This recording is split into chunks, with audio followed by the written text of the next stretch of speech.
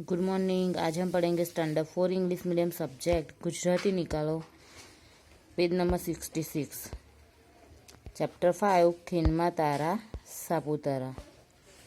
હવે અહીંયા કાર્યનું મેં તમને ગાન કરાવ્યું હતું, એની સમજૂતી આપું છું। રીંછ એકલું ફરવા ચાલ્યું, હાથમાં લીધી સોટી। એટલે રીંછ એ પ્રાણી તો બધાએ જોયું હશે, એટલે શું કહેવા માંગે છે આમાં કે રીંછ એકલું ફરવા ચાલ્યું, હાથમાં લીધી સોટી। એટલે રીંછ એકલું ફરવા જાય છે અને હાથમાં સોટી લે છે। સામે રાના સિંહ મળ્યા રે, આફત આવી મોટી। ત્યાં રસ્તામાં શું થાય છે? સામે રાનો સિંહ મળી જાય છે। રીંછ એકલું ફરવા જાય છે હાથમાં સોટી લઈને, તો ત્યાં સામે સિંહ મળી જાય છે, તો મોટી આફત આવી જાય છે। અચાનક જ તમે કંઈક જતા હોય અને અચાનક જ કોઈ એવું મળી જાય, ડરાવનું બીક લાગે એવું, તો તમને આફત આવી જાય ને। તો એવું જ છે કે આ રીંછ એકલું ફરવા જાય છે અને સામે સિંહ મળી જાય છે, એટલે એને મોટી આફત આવી જાય છે। ઝૂકી ઝૂકી ભરી સલામો, બોલ્યું મીઠા વેન, મારે ઘેર પધારો રાના, રાખો મારું કેન। ઝૂકી ઝૂકીને સલામ કરીને બોલે છે, ધીમે રહીને મીઠાશ વાપરીને બોલે છે કે મારે ઘેર પધારો રાના, એટલે રાણાજી મારા ઘેર પધારો, એવું રીંછને કહે છે। કોને કહે છે? રીંછને, ના સોરી, રીંછ સિંહને કહે છે કે આમ ઝૂકી અને સલામ કરીને બોલે છે મીઠા વેનથી, મીઠાશથી, કે પેલાને ખોટું ના લાગે, અને એ રીતે બોલે છે કે મારે ઘેર પધારો રાના, રાખો મારું કેન। એટલે તું મારે ઘેર આય રાણા, અને મારું આ કહેન રાખ, હું જે કહું છું એ મારું વેન રાખ, મારું બોલેલું વચન પાડ, અને તું મારા ઘેર આય એમ। હાડ ચામડા બહુ બહુ ચૂથ્યા, ચાખો જી મધ મીઠું, નોતરું દેવા ખોડું તમને આજે મુખડું દીધું। એટલે હું તમને નોતરું દેવા માટે શોધતો હતો, એટલે આજે મેં તમારું મોં જોયું છે, એટલે બહુ જ મેં તમને શોધ્યા છે, એટલે મેં તમારું આજે મોં જોયું છે, એટલે તમે મારા ઘેર જમવા માટે પધારો। રીંછ જાય છે આગળ, એના પગ ધબ ધબ, રીંછ આગળ આગળ જાય છે, એના પગ ધબ ધબ કરીને ચાલે છે। રીંછ આગળ આગળ જાય છે અને ધબ ધબ પગે ચાલે છે। સિંહ જાય છે પાછળ, એની જીભ લબ લબ, અને સિંહ પાછળ પાછળ જાય છે, કેમ કે એને રીંછનું ઘર ના જોયું હોય ને, એટલે એ રીંછના ઘેર જાય છે અને એની પાછળ પાછળ જાય છે, પણ એની જીભ લબલબ થાય છે। કેમ? તે મધ ખાવા બોલાવ્યું છે કે ચા મીઠું મધ ખાવા આવજો, એવું કહ્યું હતું ને, ચાખો જી મધ મીઠું, એટલે આ એની પાછળ પાછળ જાય છે, પણ એની જીભ લબલબ થાય છે કે ક્યારે ખાવાનું મળે, ક્યારે ખાવાનું મળે, એવું એને થાય છે। ઘરા મારું જમો સુખેથી, મધની લૂમે લૂમ, ખાવા જતા રાનાજીએ પાડી બૂમે બૂમ। શું કહે છે? ઘરા મારું જમો સુખેથી, આ મારું ઘર છે, તમે સુખેથી શાંતિથી જમો, મધની લૂમે લૂમ, આ મધ છે બધું, એ લૂમે લૂમ જમો, ખાવા જતા રાણાજીએ પાડી બૂમે બૂમ, એ મધ જેવું ખાવા જાય છે એવું જ રાણાજી બરાબરની બૂમે બૂમ પાડે છે। કેમ? મધમાખીને તમે ટચ કરો તો એ તમને ડંખ મારી દે, ખબર છે ને?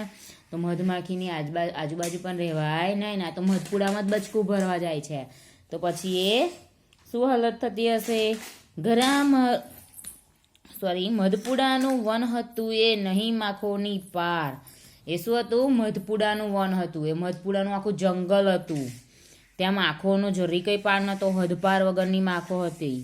બટકું પૂડો ખાવા જતા, વળગી લારો લાર, એ બચકું જ પૂડામાં બચકું જ ભરવા જાય છે અને લારો લાર વળગે છે, પેલી બધી માખીઓ ફરી વળે છે, કેમ કે માખોનું આખું વન જ હતું એટલે જોવાનું જ નહીં।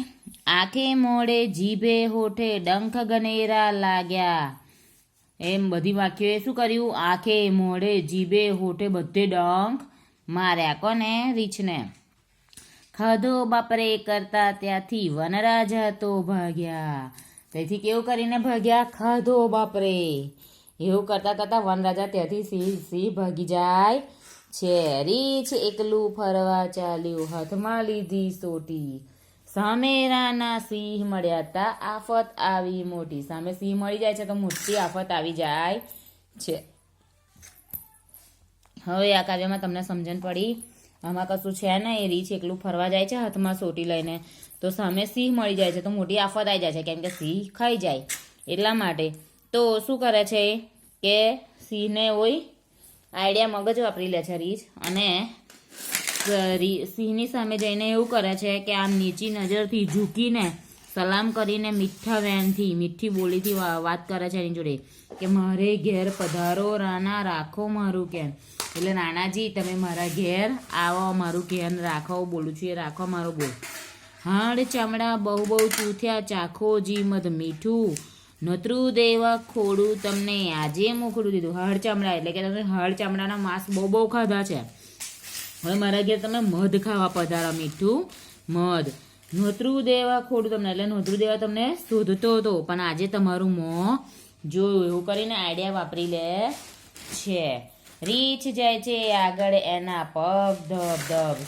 રીંછ ધબ ધબ ધબ ધબ ચાલીને આગળ જાય છે, અને સિંહ જાય છે પાછળ, એની જીભ લબ લબ. સિંહ પાછળ પાછળ જાય છે, એની જીભ લબ લબ થાય છે, કેમ? પેલું મધ ખાવા હતું. તો એ શું કરે છે, જંગલમાં લઈ જાય છે. આખું મધમાખીનું વન હોય છે તો રીંછ આઈડિયા વાપરીને, અને ત્યાં જઈને શું કરે છે, એને એવું કહે છે કે ઘરા મારું જમો સુખીથી, મધની લૂમે લૂમ. આ મારું ઘર છે, સુખ શાંતિથી જમો, અહીંયા મધની લૂમે લૂમ છે. અને રાણાજી એટલે કે સિંહ જેવું ખાવા જાય છે એવું તો ઉકારા ઉકાર પાડી મૂકે છે. મધપુડાનું વન હતું એ નહીં માખોનો પાર.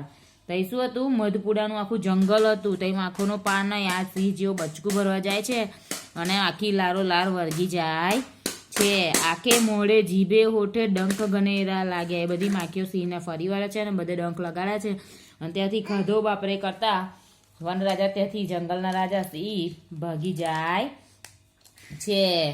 એટલે આર્યાથી સિંહ રીંછ એકલું ફરવા ચાલ્યું, હાથમાં લીધી સોટી. પાછું રીંછ ત્યાંથી એકલું ફરવા જાય છે, હાથમાં સોટી લે છે, અને સામે રાના સિંહ મળ્યા હતા, આફત ગાડી મોટી. સિંહની આફત જે હતી એ ટાળી દીધી. કેવી રીતે? આઈડિયા વાપરીને, બરાબર.